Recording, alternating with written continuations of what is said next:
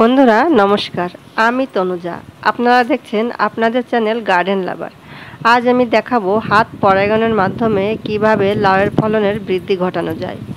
আমার কাছে এই দুটো লাউয়ের ফুল এসছে এবং এই লাউয়ের ফুল দুটোকে আমি হাত পরাগায়নের করার চেষ্টা করব। যেহেতু এই কাজগুলি মৌমাছি, কীট পতঙ্গ এবং প্রজাপতিদের কাজ, তবুও আমি নিজে হাতে এই কাজটিকে করব।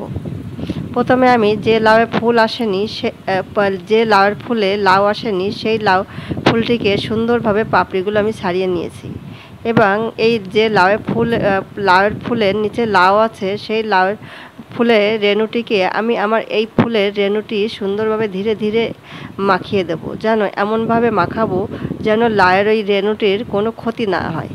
এবং লাউয়ের ফুল দুটিকে আমি সেইভাবে আস্তে আস্তে মাখিয়ে দিচ্ছি। দেখুন বন্ধুরা, যদি এইভাবে করা যায় তাহলে আমার মনে হয় লাউ আসতে বাধ্য। দেখো, আমি বিকালবেলা এসে দেখি, পরের দিন বিকালে এসে দেখি লাউয়ের ফুল দুটি লাউয়ে পরিণত হয়ে গিয়েছে।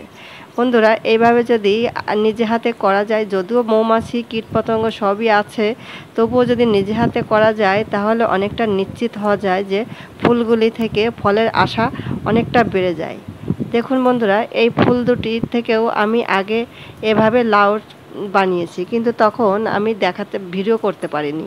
এই লাউ দুটিকেও আমি হ্যান্ড পলিনেশনের মাধ্যমে বানিয়েছি। বন্ধুরা, এতটা দেখার জন্য আপনাদের